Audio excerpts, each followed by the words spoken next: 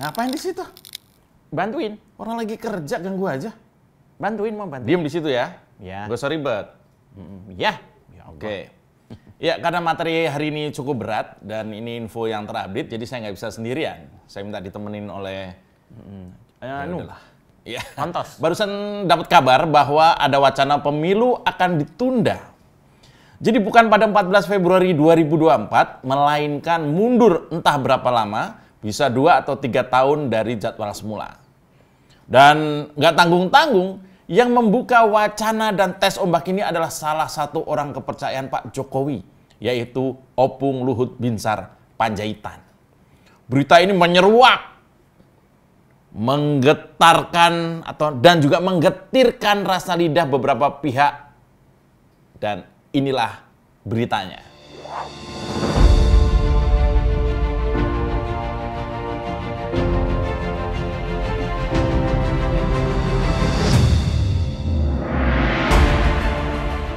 Ini berita baru, ini baru berita. Berita baru, ini gimana sih maksudnya? Gini maksudnya, ada info buram, pemerintah bakal mengoreksi jadwal pemilu dan info buram ini menyebutkan bahwa Lord Luhut, Pak Menteri Koordinator Maritim dan Investasi, orang kepercayaan Pak Jokowi, yang membuka wacana yang sangat sensitif ini. Gimana, sensitif nggak? Bagus. Ya. Apakah benar info ini? Apakah yang sebenarnya terjadi? Apakah memang pemerintah ada di balik rencana pengunduran jadwal pemilu ini? Apakah benar ada yang menjadi kasak kusuk selama ini? Apakah benar bumi ini datar?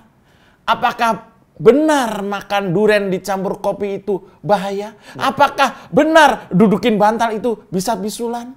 Apakah benar kalau makan nggak dihabisin itu ayam akan mati? Banyak pertanyaan, saudaraku. Banyak ya? Banyak. Sangat banyak pertanyaan. Banyak pertanyaan yang mengganjal. Banyak puzzle-puzzle perlu dirapihkan. Badrun-badrun alias buzzer kadrun mulai kelojotan. Mereka kebingungan. Mereka sudah siap menyerang, tapi apa daya? Infonya nggak ada yang A1 semua. Ya, kita singkap misteri wacana ini, kita kuliti siapa saja yang membuka wacana yang cukup berbahaya ini, kita bongkar siapa orang ketiga di balik perceraian Mawar Afi.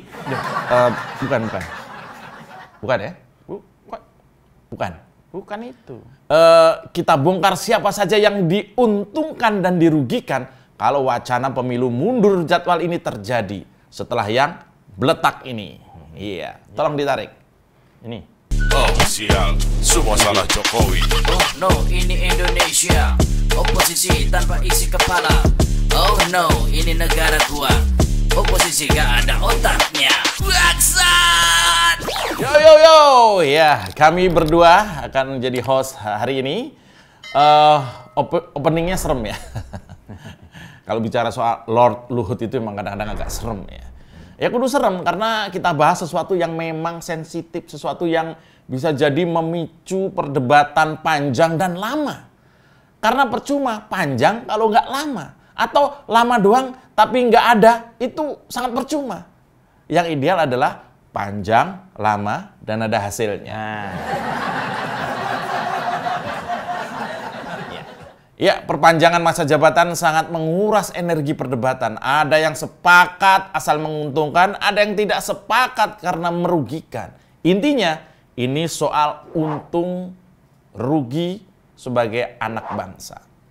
Masalahnya begini, beredar isu bahwa Luhut Binsar Panjaitan menjadi biang dari asal mula isu perpanjangan masa jabatan ini. Kita tahu, Luhut adalah orang kepercayaan Pak Jokowi. Iya kan? Betul. Nah, kita tahu Luhut adalah orang kepercayaan Pak Jokowi dan kita juga tahu saking percayanya Pak Jokowi ini dengan Tuan Luhut ini sampai banyak jabatan dikasih ke Opung yang emang udah tua. Ya. Karir Opung termasuk sangat cemerlang. Tapi dengan adanya isu ini mau nggak mau Opung Luhut jadi sorotan. Saya mencoba membaca kronologi singkatnya ya atas berita yang tersebar bahwa Opung mengorkestrasi cek ombak soal perpanjangan masa jabatan Pak Jokowi. Diawali dengan berita CNN Indonesia.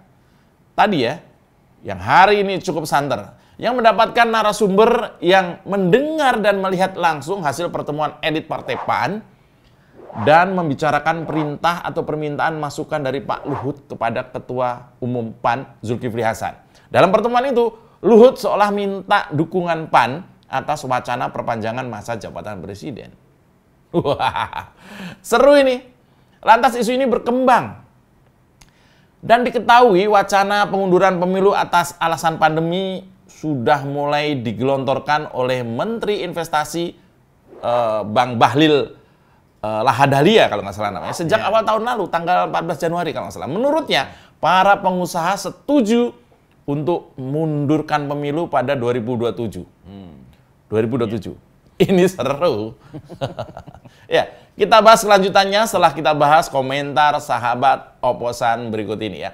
Komentar ini yang mereka kirim lewat WhatsApp grupnya Oposisi 69 FM. Ayo Mbah, dibaca Mbah. Ya, yang pertama dari Cak Lemper di Ponorogo. Tolong bacain. Katanya rencana pengunduran pemilu bukan ide dari Pak Luhut. Nah, baca.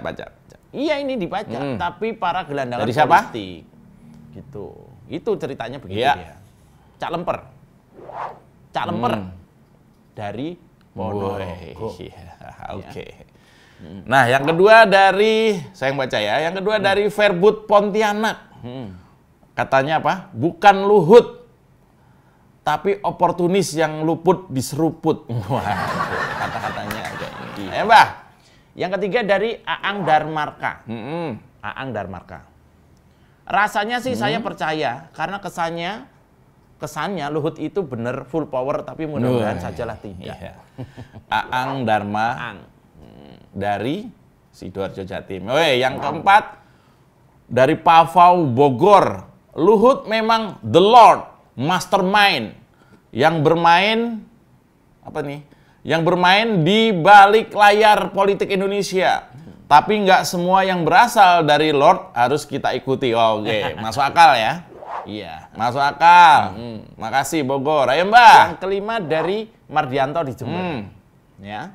Kita percaya sama Pak D Jokowi, patuh terhadap konstitusi. Lord Luhut saja hormat kok sama Pak D. Kalau nggak bisa dibeletak. Seru. Ya. Nah, ini yang keenam nih dari Teti Georgia USA. Teti Georgia ya. Lord Georgia. Luhut di belakang upaya Jokowi 3 periode. Emang kurang kerjaannya. Woi, LBP itu bukan pengangguran katanya. Ya. Duitnya juga sudah bejibun. Dia ini bukan tipe pengkhianat. Ya. Jauh panggang daripada api. Wah, luar biasa. Terima kasih Mbak Teti. Oke, makasih Mbak. Ya, itu tadi beberapa komentar yang dipilih redaksi. Tiap episode akan kita pilih 5, 6, atau berapa komentar yang menarik. Dan nanti di akhir bulan Maret kita pilih 2 komentar yang paling beletak untuk mendapatkan masing-masing 1 buah handphone. Persembahan Oposisi 69 FM. Nah, ini handphonenya nih. Iya. Ya, terima kasih ya komentar-komentar Anda, baik yang disampaikan di YouTube, di Facebook, di Instagram, atau yang di WhatsApp grup Oposisi 69 FM.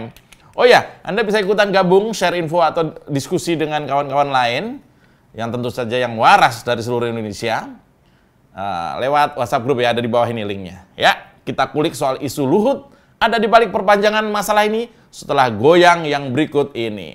Tarik Bambang! Indonesia negara besar, bukan tempat paham radikal. Seneng ya di sini ya. Iya dong. Ya, media sekelas CNN Indonesia mengangkat berita yang cukup lugas. Bagaimana tidak, dalam berita itu konon Luhut Binsar Panjaitan ditenggarai menjadi mastermind pengunduran jadwal pemilu yang sesuai dengan undang-undang akan dilaksanakan 14 Februari 2024. Jika ini benar, kenapa? Kenapa mesti mundur? Dan nabrak undang-undang yang sudah disepakati bahkan oleh pemerintah sendiri. Kenapa mundur? Kalau bukankah kita hanya mengenal mundur itu kalau dikaitkan dengan prestasi Gubernur Jakarta? Anies aja. Nah, lantas makin liar isu ini berkembang. Ibarat bom, isu ini mulai meluluh lantakkan pikiran semua yang mendukung maupun yang menolak wacana ini. Bagi yang menolak, mereka punya beberapa argumen. Nih, katanya nih, antara lain begini. Mereka tuh curiga. Yang menolak ini curiga, wacana ini digulingkan oleh Luhut. Karena Luhut adalah Golkar, sesepuh Golkar mungkin. Logikanya begini, Golkar memang kurang yakin mau dukung siapa pada Pilpres kalau digelar 2 tahun lagi. Mengingat Ketua Umum Golkar sangat kurang menjual. Maaf ya Pak Erlangga, maaf nih. Masih dalam kisaran 1% pada semua survei. Dan ini bahaya bagi partai yang sudah sangat lama tidak punya presiden dari kadernya itu. Oleh karena itu dibangun skenario mundurnya pemilu supaya mereka bisa ambil langkah politik lebih leluasa, terutama karena waktu masih 5 tahun lagi misalnya. Nah, kemudian juga ada pemikiran yang menolak berargumen ini bahwa wacana pengunduran diri ini bisa saja bukan berasal dari Pak Jokowi sendiri, tapi didorong oleh beberapa partai yang karena memang politik, kadang memang bukan karena pertimbangan rakyat, tapi karena politik partai adalah tentang kekuasaan. Maka yang pada 2024 nanti merasa bakal kalah atau jeblok perolehan suaranya, maka mending memanfaatkan celah pandemi untuk alasan mengulur waktu. Ini alasan yang paling banyak orang bicarakan. Dan menurut saya, memang ini alasan yang paling logis. Kubu yang pengen pemilu diundur. Nah, seru kan? Seru. Seru nggak, Mbah? Seru. Seru, jangan ngantuk loh. Gue lagi kerja. Ntar abis ini kita main biliar, oke? Oke aja. Yang menolak pengunduran pemilu berargumen bahwa mengundurkan jadwal pemilu yang sudah disepakati sama saja dengan menjebak Pak Jokowi dalam permainan para politisi egois. Pak Jokowi mereka seret dengan berbagai alasan, antara lain supaya Pak Jokowi lebih punya waktu membangun ibu kota negara baru, lebih ada waktu untuk perbaikan ekonomi, dan lebih punya waktu untuk strategi siapa penerusnya nanti. Waduh, seru ya? Alah, goyang dulu. Tarik, Mbah! Indonesia negara besar, bukan tempat paham radikal. Indonesia bukan negara besar. Ya, sementara kubu yang pro dan mau pemilu ini diundur pada setidaknya pada 2026 atau 2027 punya alasan yang cukup kuat. Nah, kalau tadi yang kontra, sekarang yang pro, yang memang pengen Pak Jokowi memundurkan lah gitu. Yaitu program pemerintah banyak yang tertunda katanya alasannya. Maka cukup adil jika diberi waktu sesuai dengan jeda pandemi yaitu 2 atau 3 tahun. Jadi seperti permainan sepak bola, mengulur waktu secara sengaja atau karena force majeure tidak dihitung sebagai 45 menit ya, jatah permainan. Nah, ini biar gampang ya. Saya menganalogikannya dengan permainan sepak bola. Biar gampang kita nggak emosi kalau misalnya ada yang minta ini diundur. Diundur waktu penyelenggaraannya nggak 2024. Ini alasannya begini, kurang lebih begini. Nih, dengerin. Bah, dengerin, Bah. Iya. Hey. Iya, dengerin. Jadi di aturan sepak bola itu kan sudah jelas aturannya. Rule-nya sudah jelas, yaitu 2 kali 45 menit diselingi 15 istirahat. 15 menit istirahat. Babak pertama 45 menit, lalu istirahat 15 menit, lanjut 45 menit di babak berikutnya atau babak kedua. 45, 15, 45. Itu permainan sepak bola. Tapi waktu yang 45 menit itu faktanya bisa jadi 50 menit atau bahkan lebih. Itu biasanya terjadi jika dalam permainan sepak bola itu banyak terjadi distrak atau gangguan. Baik dari dalam lapangan maupun dari luar lapangan. Itu faktanya. Misalnya gini, mendadak ada insiden sampai berkelahi antar pemain. Misalnya ya, kan perlu waktu itu untuk melerai. Dan kalau ada yang luka harus dibawa keluar lapangan. Atau mendadak ada penonton yang masuk ke lapangan. Pernah lihat kan? Wah, sambil dikejar-kejar, ngejar-ngejar idolanya, wah sampai kabur kemana-mana. Ini jelas mengganggu. Permainan bisa mendadak dihentikan wasit. Setelah selesai gangguan, lantas permainan dilanjutkan. Nah, saat ada gangguan itu, wasit menekan pause pada jam tangannya. Waktu 45 menit tidak boleh terbuang karena gangguan-gangguan itu. 45 menit adalah waktu bertanding dan berkelahi, lalu gangguan penonton masuk ke lapangan bukan termasuk pertandingan. 45 menit itu adalah waktu untuk bertanding. Sehingga perpanjangan waktu permainan wajib dilakukan. Nah, logika inilah yang mendasari kenapa pemilu nggak usah buru-buru dilaksanakan 2024. Mundur saja 2 atau 3 tahun lagi agar semua program sesuai janji kampanye bisa terlaksana. Dan Presiden Jokowi kelak tidak dianggap ingkar janji kampanye. Padahal ada gangguan karena pandemi. Nah, logikanya begitu. Paham kan? Wih, paham wih? Paham Ah. ya Allah. Oke. Paham. Kita kembali ke Pak Luhut. Dalam berita di CNN itu disebutkan bahwa menurut elit PAN itu wacana soal perpanjangan masa jabatan ini atau pengunduran jadwal pemilu ini menurut Pak Luhut sudah atas sepakatnya Pak Jokowi. Wah, masa iya sih? Saya kok sulit percaya. Apakah ini modus supaya siapapun yang diajak Pak Luhut untuk menyetujui penjadwalan ulang pemilu ini setuju? Asumsi ini masih sangat sumir, burem, belum jelas, masih sangat asumtif. Bahkan ada nada miring, wacana penjadwalan ulang pemilu 2024 itu adalah ide partai-partai yang ketua umumnya bermasalah. PAN, PKB, Golkar, mereka anggap ketumnya bermasalah. Apa benar begitu? Nah, Mbah, iya, lihat BF. Kita tunggu tanggapan Opung Luhut. Kalau benar dia harus menjelaskan, dan kalau ini hanya framing media saja, maka Pak Luhut juga harus mengcounter dengan kebenaran yang harus disampaikan. Horas, konstitusi sudah final. Tidak perlu diperdebatkan lagi. Saya yakin Pak Jokowi sudah mempunyai langkah-langkah yang apapun langkahnya, pasti rakyat adalah panglima tertinggi bagi Pak Jokowi. Ya, itu tadi Oposisi 69 FM. Sampai ketemu besok lagi. Ya, Mbah, coba ngomong apa biasanya? Jilat bawahan tekan atasan. Oke, dan jangan lupa kita salam Bletak. Tarik, Mbah. Mas Yo. Jokowi. Mau kemana kawan tanpa arah tujuan, cari masalah lawan, urus saja masa depan. Halo kawan, jangan ikut Taliban.